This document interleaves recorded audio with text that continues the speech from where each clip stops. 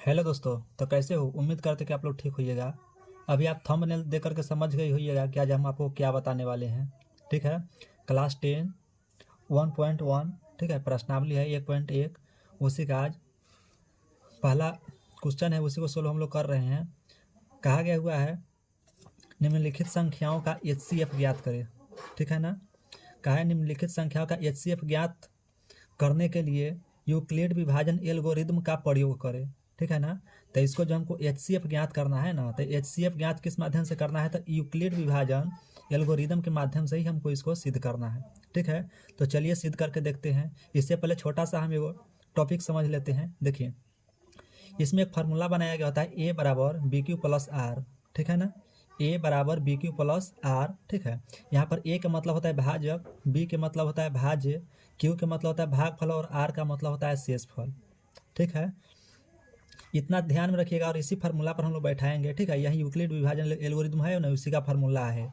ठीक है। तो इसी पर आज हम लोग इसको सोल्व कर रहे हैं। ठीक है। तो सबसे पहले आपको बनाने से पहले आपको लिखना है हल। ठीक है ना। जब भी लिखेंगे तो पहले हल लिख करके ही आगे बढ़ेंगे। ठीक है। अब यहाँ पर तो सबसे पहले जो बड़ा वाला संख्या होगा इसको ए मान लेना है। ठीक है। क्या मानेंगे? ए। अब यहाँ पर कितना है? ए और दूसरा इधर बी मान लेंगे। तो ए वाला जो है तो उसको कितना मानना है? 225, जो बड़ी वाला संख्या होगा उसको। अब बी है तो इसको कितना लेना है? 135। यहाँ पर दिया 135 मानना है। ठीक है ना। अब आपको यहाँ से लिखना है ए वाला यूक्लिड विभाजन एल्गोरिदम। ठीक है ना। या आप इसको लिख सकते हैं यूक्लिड विभाजन प्रमेयिका। ठीक है। तो हम लिखते हैं वहीं यूक्लिड विभाजन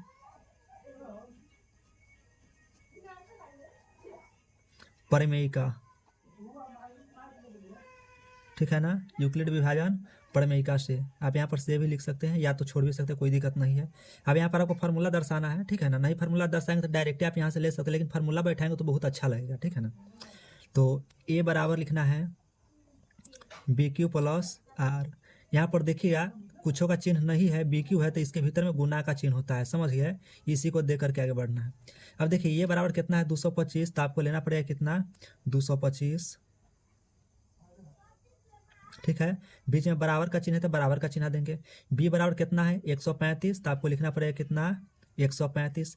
क्यू है तो आपको निकालना क्या है? क्यू और आर, यही दोनों तो आपको निकालना है। ठीक है ना। तो हम यहाँ पर क्यू भी लिख लेते हैं और यहाँ आर भी लिख लेते हैं। ठीक है। अब इसको जो होता है तो इसमें और इसमें जो होता है तो दोनों में भाग लगाया जाता है। ठीक है ना। तो चलिए भाग हम पहले से लगा करके रखे हुए हैं और इसको हम डायरेक्ट लिखेंगे। ठीक है। अब यहाँ पर आपको लिखना है 225। अब इतना ही भाग लगाना है कितना? 135 से। ठीक है। तो इस जगह बोले थे ना कोई कुछ चिन्ह होगा तो इसका मतलब क्या होता है? तो गुना का चिन्ह होगा। ठीक है ना। आप देखिए यहाँ पर 225 है, यहाँ पर 135 है, तो 2 से अगर लगाएंगे तो ज़्यादा हो जाएगा 225 से, इसके लिए हम क्या लगाएंगे? 1 से लगाएंगे। तो चलिए यहाँ पर देखते हैं 225 में 135 से भाग लगाएंगे। ठीक ठीक है ना। तो भाग फल यहाँ होगा 1। ठीक है। और शेष फल तो इसको देखना पड़ेगा भाग करके, तो यहाँ पर आपको आना चाहिए कितना? 90 आना चाहिए। ठीक है ना। ऐसे आप लगा करके चेक कर लीजिएगा, हमने इसको कर चुके हैं। ठीक है ना। चलिए, तो इतना भाग लगाए तो इतना आया। ठीक है ना। अब फिर उसके बाद अब इसको लिखना है यहाँ पर आपको 135 को यहाँ पर लिखिएगा, बराबर के चिन्ह देंगे। ठीक है ना। अब 135 पे तो 90 से आपको भाग लगाना पड़ेगा, तो 90 यहाँ पर लाना पड़ेगा। ठीक है ना। अब कौन सी संख्या से भाग लगाए? जो 135 है। और देखिए यहाँ पर 90 है, 135 है, 2 बार में लगाएंगे तो फिर भी ये ज़्यादा हो जाएगा, इसी के लिए एक ही बार में फिर हम लगाएंगे। ठीक है। आप लगा करके कोशिश कर लीजिएगा, देख लीजिएगा। ठीक है ना। जो हम लिख रहे हैं पूरा कन्फर्म होकर के लिख रहे हैं। ठीक है। यहाँ पर कितना होगा? 45। ठीक है। शेष फल कितना बचेगा? आर का मतलब होता है शेष फल, तो शेष फल कितना होगा? 45 होगा। ठीक है ना। चलिए, अब फिर यहाँ पर आप देखेंगे 90 है तो पहले आपको यहाँ पर 90 लिखना पड़ेगा, बराबर के चिन्ह देना है। ठीक है। और 90 में कितना ही 45 से भाग लगाना है, तो यहाँ पर लिखेंगे 45। ठीक है। तो 45 दूना 2 बार में लगाएंगे तो हो जाएगा कितना? 90। ठीक है ना। यानी कि शेष फल इसमें नहीं बचेगा, 0 हो जाएगा। यानी कि जिसको हम सिद्ध करना चाहते तो हमारा क्या हो चुका है? सिद्ध हो चुका है। ठीक है ना। तो चलिए यहाँ पर जीरो, तो जीरो ही तो शेष लाना है। ठीक है ना। देखिए जीरो जो होता है तो जीरो से कम नहीं आना चाहिए, जीरो के बराबर होना चाहिए या इससे अधिक होना चाहिए। ठीक है ना। लेकिन इसको जब तक हम सिद्ध करते रहेंगे जब तक शेष फल जीरो नहीं आ जाए। ठीक है। तो अब इसमें से आंसर हमारा कौन होगा? तो आपको यहाँ पर पहले लिखना है। ठीक है ना। 135 और ठीक है 225 का HCF कितना हुआ? 45।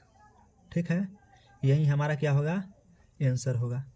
तो चलिए दोस्तों, उम्मीद करते हैं कि वीडियो पसंद आया होगा। अगर इसी तरह के अगर वीडियो और चाहिए तो इस वीडियो को लाइक करें, सब्सक्राइब करें और वीडियो को शेयर करना ना भूलें।